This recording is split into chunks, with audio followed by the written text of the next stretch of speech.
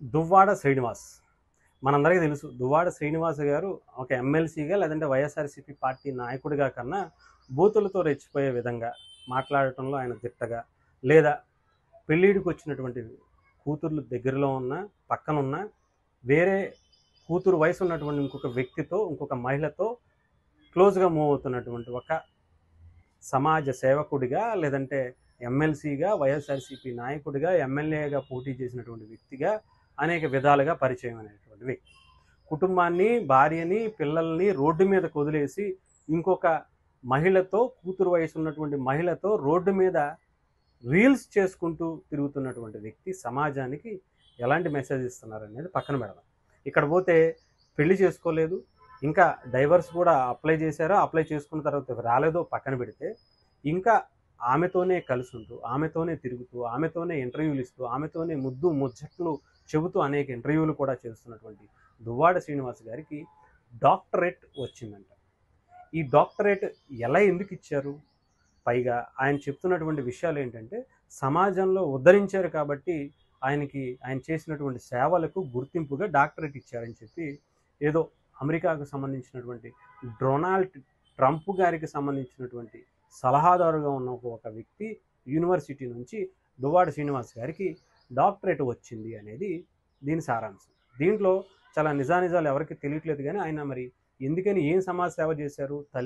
అక్కడ కుటుంబాన్ని, భార్యని, పిల్లల్ని విడాకులు ఇవ్వకుండా, డైవర్స్ ఇవ్వకుండా, వాటికి ఎటువంటి ఆస్తులు ఏమీ అప్పచెప్పకుండా వాళ్ళని గాలికి వదిలేసి, రోడ్డు మీద వదిలేసి ఇంకొక మహిళతో రీల్స్ చేస్తున్నందుకు ఇస్తున్నారా?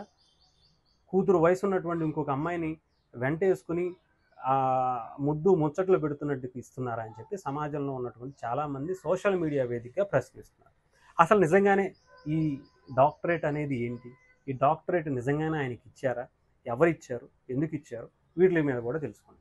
అసలు ఈ డాక్టరేట్ అనేది ఏదైతే యూనివర్సిటీ పేరు చెప్పారో ఆ యూనివర్సిటీకి సంబంధించినటువంటి డొనాల్డ్ ట్రంప్ సలహాదారుడుగా అని చెప్పారో అది కూడా ఫేక్ అనేది చాలామందికి తెలుస్తున్నటువంటి అంశం. అంటే ఇది ఫేక్ అని కూడా అనలేం, కానీ అక్కడ అమెరికాలో కొంతమంది ఏం చేస్తారు అంటే, నేను ఒక యూనివర్సిటీ పెట్టుకుని, ఆ యూనివర్సిటీ భూమి మీద ఉండదు, ఆకాశంలో కూడా ఉండదు, పేరు మాత్రమే ఉంటుంది. దానికి ఒక పేరు పెట్టుకుంటారు, వాళ్ళే రిజిస్ట్రేషన్ చేయించేసుకుంటారు. ఆ యూనివర్సిటీ సంబంధించినటువంటిది ఏంటంటే థీసిస్, జీసస్కి సంబంధించినటువంటి ప్రవచనాలు చెప్పడంలోనూ ఇంకొకటి చెప్పడంలోనూ వాళ్ళు డాక్టరేట్ రూపంలో ఒక షీల్డ్ ఇస్తారు, అంతకుమించి దానివల్ల ఎటువంటి నాలుగు గీసుకునేంత ఉపయోగం కూడా ఉండదు. ఇది నిన్ను డాక్టర్ అని చెప్పి పక్కన తగిలించుకోవడానికి కూడా అవకాశం లేనటువంటి డాక్టరేట్లు అనమాట.